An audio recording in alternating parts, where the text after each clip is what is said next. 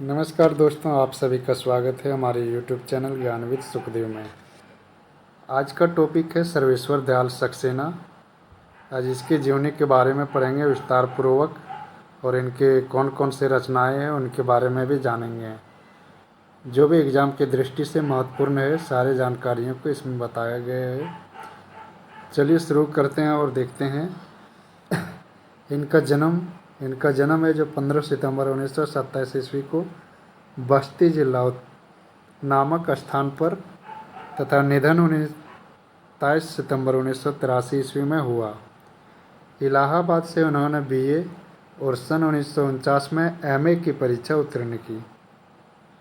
1949 ईस्वी में प्रयागराज में इन्हें एजी ऑफिस में प्रमुख डिस्पैचर का पद पर कार्य मिल गया। यहाँ वे 1955 तक रहे।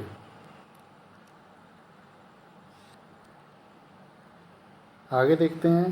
तत्पश्चात ऑल इंडिया रेडियो के सहायक संपादक हिंदी समाचार विभाग पद पर उनकी नियुक्ति हो गई। इस पद पर वे दिल्ली में 1960 तक रहे। सन 1960 के बाद वे दिल्ली से लखनऊ रेडियो स्टेशन आ गए। 1964 में लखनऊ रेडियो स्टेशन की नौकरी के बाद वे कुछ समय भोपाल रेडियो स्टेशन में भी कार्यरत रहे।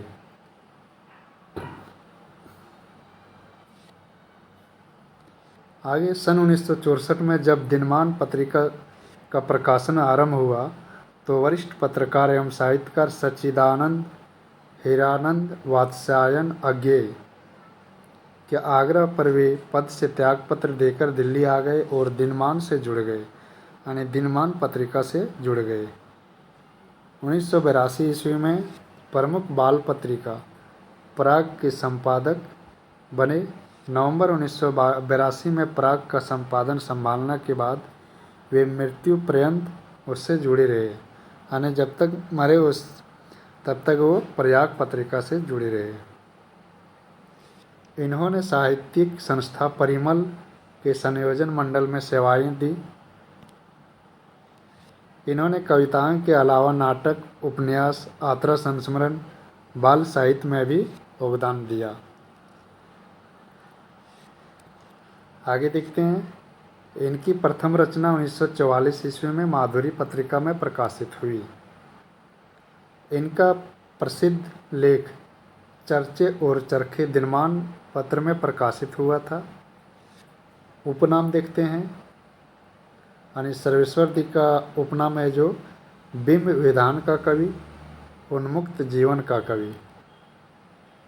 इनके बारे में डॉक्टर बच्चन सिंह जी ने कहे, सर्वेश्वर की कविता में किसी भी प्रकार का द्वंद्व नहीं है, ना व्यक्ति और समाज का और ना अपनी ही आत्मा और बुद्धि का, ना ही अंतर और बाह्य का।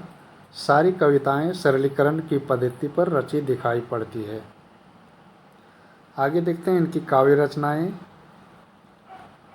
इनकी काव्य रचनाएं है काठ की घंटियां 1959 में प्रकाशित हुई। बांस का पुल 1963 में प्रकाशित हुई। एक सूनी नाव 1966 में प्रकाशित हुई। गर्म हवाएं 1969 ईस्वी में प्रकाशित हुई। कुआनो नदी 1973 ईस्वी में प्रकाशित हुई। अगला देखते हैं। जंगल का दर्द 1976 में प्रकाशित। खूंटियों पर टंगे लोग 1982 ईस्वी में प्रकाशित। तो ये थे जो महत्वपूर्ण काव्य संग्रह सर्वेश्वर जी के। आगे देखते हैं चर्चित कविताएं, यानी इसमें से कौन कौन सी कविताएं हैं जो इसका फेमस थे। पहले कॉफ़ी हाउस में मालोड्राया, लिप्टर रजाई में, विगत प्यार, यहम से मेरी बड़ी हो तुम, मैंने कब कहा। ये सब इनकी चर्चित कविताएं यानी महत्वपूर्ण कविताएं हैं। आगे देखते हैं बाल कविता। बाल कविताएं में पहला बतूता का जूता 1971 में प्रकाशित और महंगू की टाई 1974 में प्रकाशित। अगला है बाल नाटक। बाल नाटक में आ जाता है भौं भौं खों खों 1975 में प्रकाशित हुई और लाख की नाक 1979 ईस्वी में। एक आत्रा वृत्तांत भी थे जिसका नाम है कुछ रंग कुछ गंध 1971 ईस्वी में प्रकाशित। आगे देखते हैं 1983 ईस्वी में खुटियों पर टंगे लोग रचना पर इनको साहित्य अकादमी पुरस्कार मिला। तो इसे ज़रूर याद रखिएगा, ये एग्ज़ाम की दृष्टि से बहुत ही महत्वपूर्ण है। यानी इसके किस रचनाएं के बारे में इसको साहित्य अकादमी पुरस्कार मिला या तो कब मिला, इस तरह से प्रश्न पूछा जा सकता है। आगे काठ की घंटियाँ काव्य संग्रह में 40 प्रयोगवादी कविताएं हैं। इस संग्रह की अधिकांश कविताएं अज्ञेय के समर्थन में है। आगे देखते हैं प्रसिद्ध पंक्तियां, यानी सर्वेश्वर जी के कौन कौन से पंक्ति है जो महत्वपूर्ण है, इसके बारे में पढ़ते हैं। पहला, मैं नया कवि हूँ, सत्य की चोट बहुत गहरी होती है। दूसरा, लोकतंत्र को जूते की तरह लाठी में लटकाए भागे जा रहे हैं, सभी सीना फुलाइए। तीसरा देखते हैं, घास की एक पत्ती के सम्मुख में झुक गया और मैंने पाया कि मैं आकाश छू रहा हूँ। ये समर्पण कविता से लिया गया है। चौथा है, हंसा जोर से जब तब दुनिया बोली इसका पेट भरा है, और टूट कर रोया जब तब बोली नाटक है नखरा है। जब गुमसुम रह गया लगाई तब उसने तोहमत घमंड की, कभी नहीं समझी इसके भीतर कितना दर्द है। तो ये जो पंक्ति है बहुत ही महत्वपूर्ण है इसका, तो इसे ज़रूर याद रखिएगा। ये पंक्ति सर्वेश्वर दयाल सक्सेना जी के है। आगे देखते हैं नाटक, यानी सर्वेश्वर जी के नाटक। पहला है जो बकरी नाटक इनके बहुत ही फेमस थे और इसका जो लगभग सभी भाषाओं में मंचन किया जा चुका था। इसका जो प्रकाशन है 1974 ईस्वी में हुआ। यह इनका सर्वाधिक प्रसिद्ध नाटक है।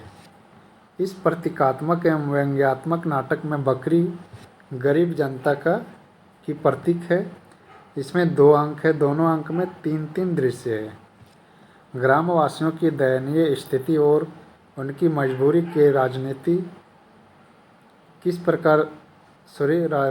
को राजनेता किस प्रकार दुरुपयोग कर रहे हैं, यह इस नाटक की केंद्रीय कथा वस्तु है। बकरी यानी बलि का बकरा को MS थ्यो द्वारा कन्नड़ में कुरी कौम के रूप में रूपांतरित किया गया है। दूसरा है लड़ाई नाटक।